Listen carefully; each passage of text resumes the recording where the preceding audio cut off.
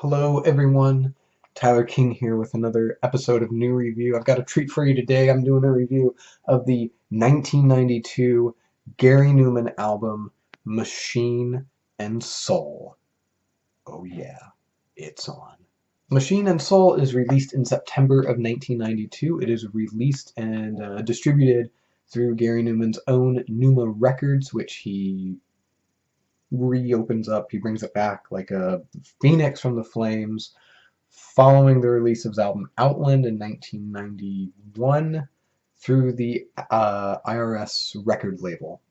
This is going to be the final album that sees Gary Numan continuing on in the synth funk styling that he's been doing pretty much since 1982 with I Assassin through Warriors, and then Berserker, and then The Fury, and then Strange Charm, and then Metal Rhythm, and then Outland, and now this, Machine and Soul. The album sees a ton of guitar and keyboard and actually production credits to Kipper. Aid Orange is going to be playing keyboards on The Skin Game, and this album sees 4 different backing vocalists. Susie Webb, Zoe Nicholas, Jackie Rout, and Kathy Ogden. So let's do it. Let's do the review. It's gonna be good. The album opens with the title track, Machine and Soul. The song opens in a very ominous, sinister way that pretty much every song on Outland did, before the squalling guitars, courtesy of Kipper, come in. And we're treated to, again, pretty much the same synth funk stuff we've been hearing over the last few albums, complete with the backing vocalist saying, so get up and dance. Oh yeah. The song is not terrible.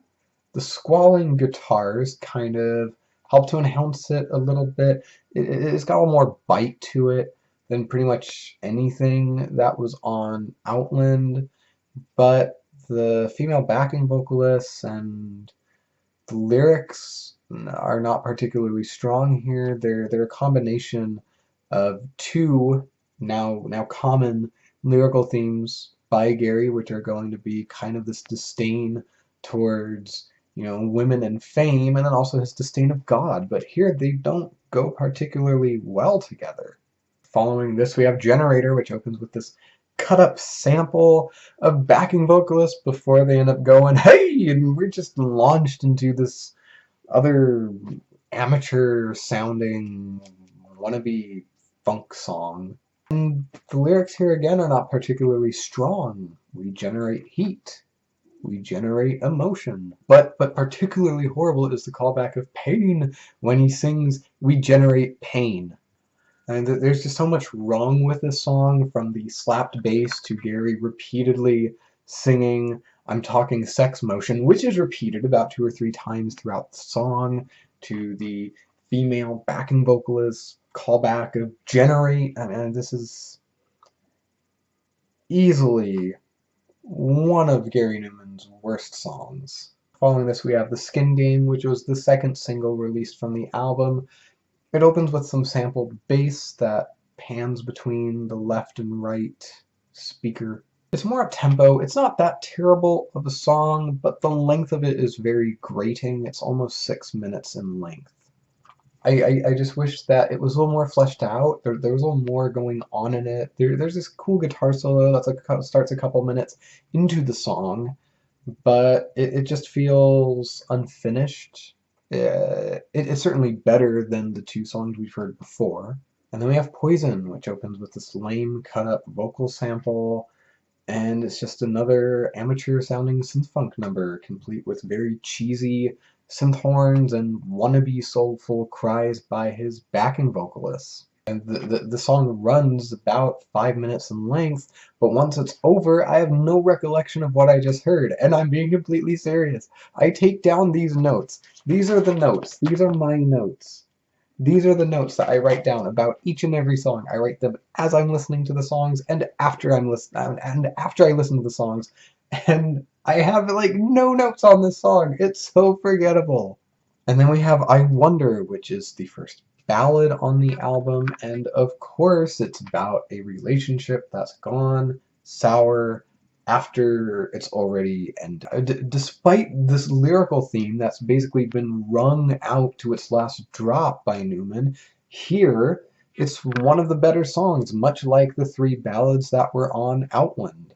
It opens very plainly with Gary singing over this loop drum machine and these very plaintive piano parts before there's some live drumming that comes in and helps to kind of make the song feel like it's going by a little faster. But it's not the most interesting Numan ballad by a long shot. But again, here it's one of the better songs, and it's a very nice change of pace following the last 4 or 5 songs that we've heard that I don't really remember anything about because they were all interchangeable and they all sounded pretty much exactly the same. Yeah. But following this, we have Emotion. Emotion is the first single released from the album, and again, it follows in the same vein of any of the synth funk songs we've heard on this album, or from the last album, or from the album before that, complete with the refrain, Fashion. As an album track, it's forgettable. As a single, it's unforgivable. And I never want to hear Gary Numan singing the lines sex tension ever again. Following this, we have Cry, which opens with a very simple drum machine beat before more amateur sounding synths come in and this funky guitar comes in and the song starts proper. The vocal delivery is a little bit stronger on this song than previous songs on the album, but again, the lyrics are mediocre at best. I'll whisper words to ease your shame, and now my soul eats me alive are lyrics that you'd probably expect to hear on one of his more gloomy, doomy songs from the mid or late 90s, instead of yet again another throwaway synth-funk number like we have here with Cry. Unfortunately and regrettably, I do have a bit of a soft spot for the what you gonna do, are you gonna break down and cry chorus. But wait, there's more. Once you think the song is done, it comes back into a piano-led coda that doesn't really do anything for the song. It's not bad. It's probably the best sounding thing on the whole song. It's just unnecessary. And next we have You Got the Look. Oh boy. Here we go. So, here's the thing with Gary's cover of You Got the Look. As far as covers go, it's not a bad cover. Let's just get that out of the way. It's not a bad cover. There are worse Prince covers out there, and it's just like on its own, just like taking the song as it is, it's not horrible.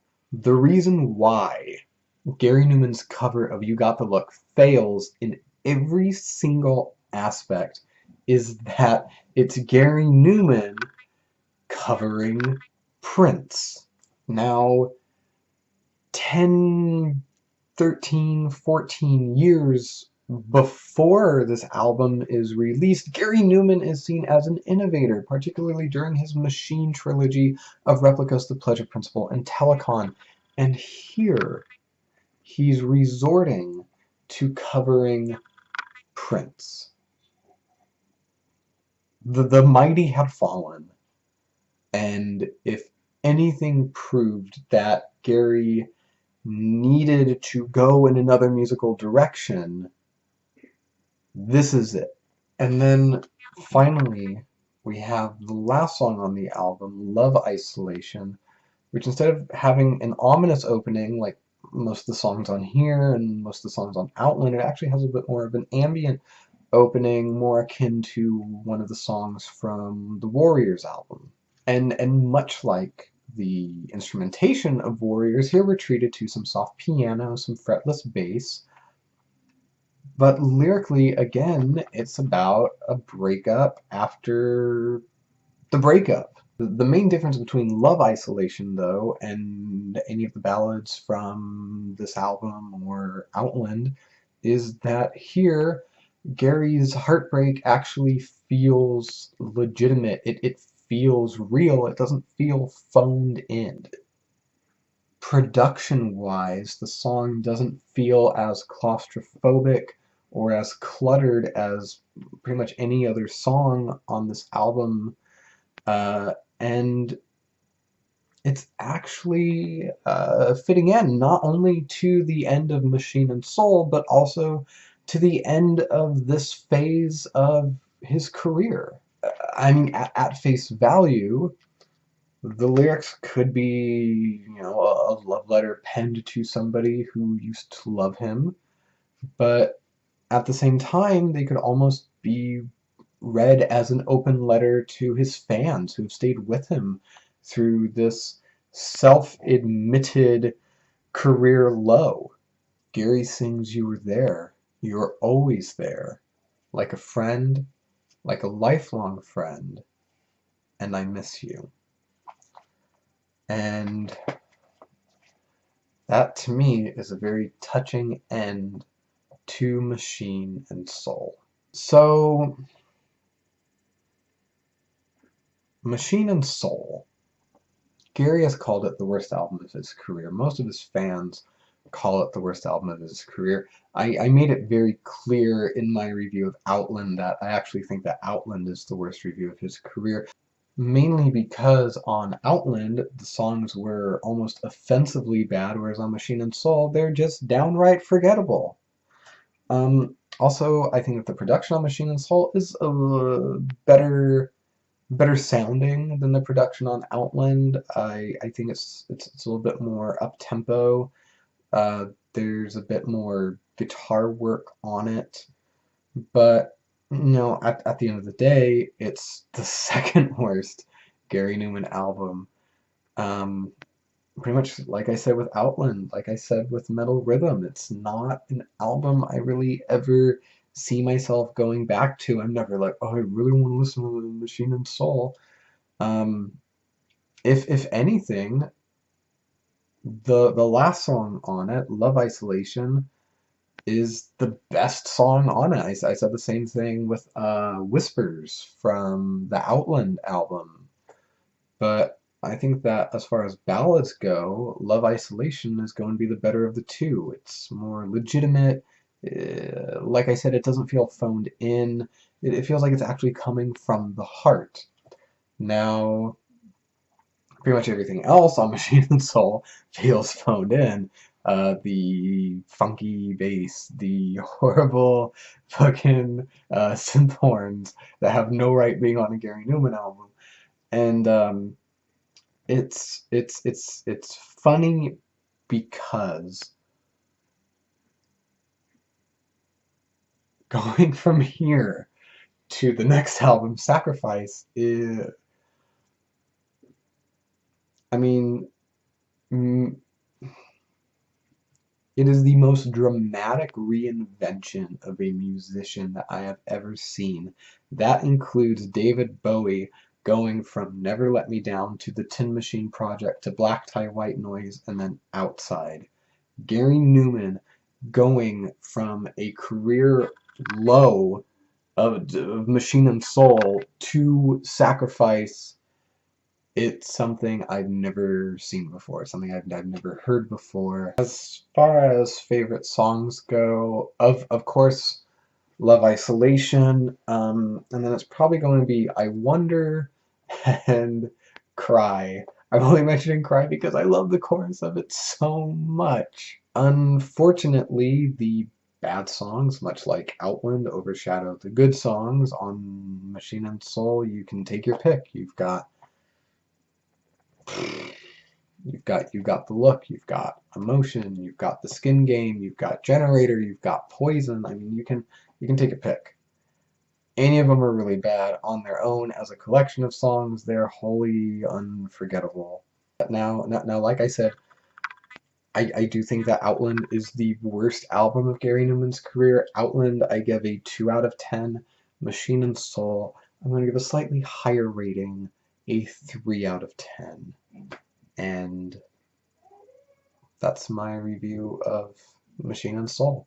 What did you think? Did you love it? Did you hate it? Do you agree with my review? Do you disagree with my review? Please leave any and all comments in the comment box below. Stay tuned. It gets better from here. Up next, we're going to have my review of Sacrifice that is going to be up as soon as I can. Thank you for sticking with me. This is Tyler King, NuReview, Gary Numan's Machine and Soul, 3 out of 10.